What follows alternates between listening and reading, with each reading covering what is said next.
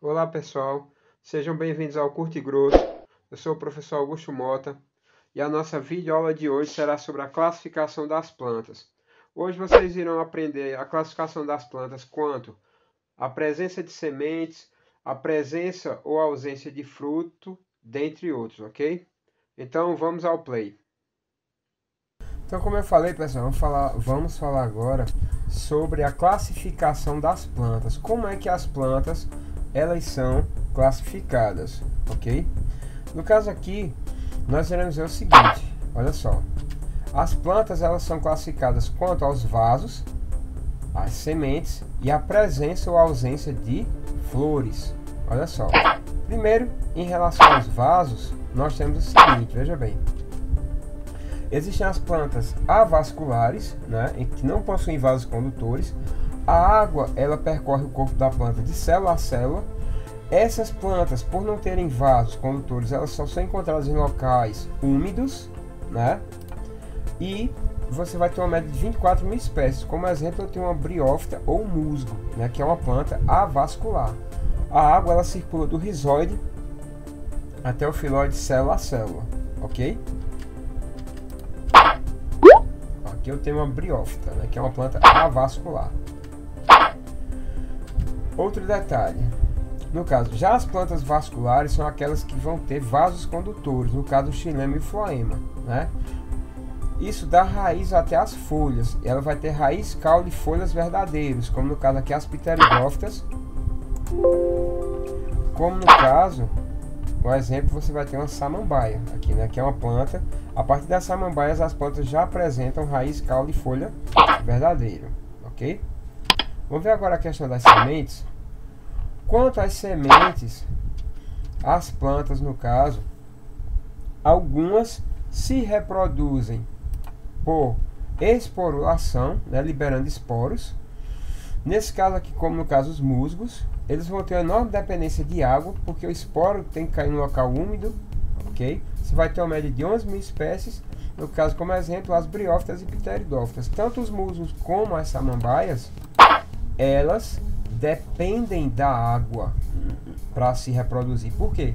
Para o musgo se reproduzir tem que cair uma gota de água aqui, que é para o gameta masculino sair dessa planta aqui e ir até a outra planta, da planta masculina até a planta feminina. Lembrando que essas duas aqui são femininas, viu pessoal? Tá vendo, ó?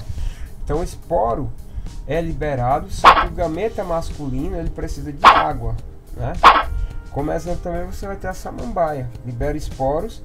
E as duas dependem, aqui vocês têm os soros, né, que liberam os esporos. E esses dois tipos de plantas dependem de água para sobreviver, ok? E por último, agora a presença ou ausência de flores, né, no caso aqui da classificação. Vejam bem. No caso, você vai ter as gimnospermas, que elas têm semente, mas a semente não tem fruto.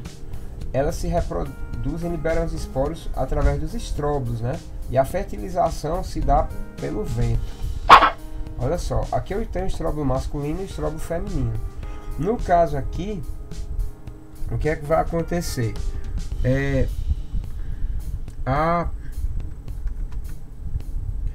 No caso, o pólen ele é carregado pelo vento e sai daqui do estróbilo masculino até o estróbilo feminino, ok?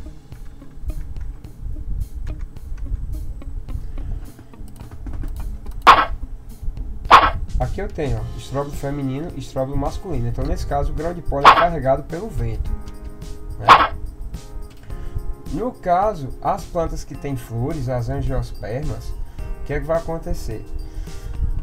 Essas flores aqui vão produzir o grão de pólen e esse grão de pólen muitas vezes não, ele não é carregado pelo vento. No caso, na sua maioria é por animais, como abelhas, morcegos, besouros, pássaros, como o beija-flor. Então, no caso aqui, essas flores dão origem aos frutos, ok? Ó. E o fruto, no caso aqui, nessas plantas, é produzido a partir das flores, e eles servem para propagar a espécie, no caso propagar as sementes, né? E atrair animais. Como exemplo, a gente tem aqui, pessoal, olha só, o abacate. O abacate é uma fruta bem grande, né? Se a lógica é o animal comer e depois defecar a semente, que animal teria uma boca tão grande para propagar o abacate? No caso, na época, era a preguiça gigante. Só que como a preguiça se extinguiu, mas como é que o abacate sobrevive no tempo atual? É devido a que ele é propagado pelo homem, né, economicamente. Mas na época, antes, ele era propagado por animais grandes, como a preguiça. Ok? Uma preguiça gigante. Aqui a gente tem essa maquete, ó. Olha a diferença, ó. Mamute, a preguiça gigante e a girafa atual. Então, na época, o abacateiro, ele era propagado pela preguiça, né? Que comia e jogava as sementes junto com as suas fezes, ok? Então, no caso é isso, pessoal.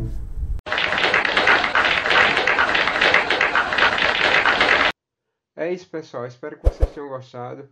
Por favor, deixem aí seu like, se inscreva no canal, pois isso ajuda o nosso trabalho pra caramba, certo? Nos veremos na nossa próxima videoaula. Forte abraço, fiquem com Deus e fui!